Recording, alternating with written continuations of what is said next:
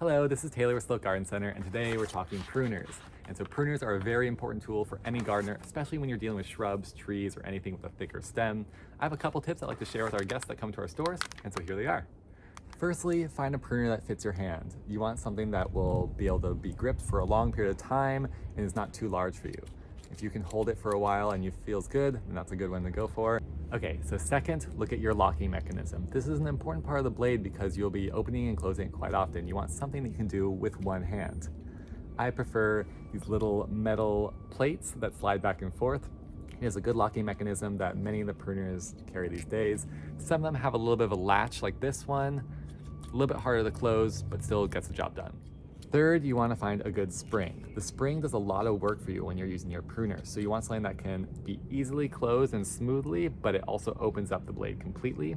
The ones that have the springs work as well, but I find that this ribbon of metal is actually the best and most smooth of spring out of all the pruners. And lastly, check out your blades. You want a nice sharp blade, which they all should come with, but look at the size of their opening.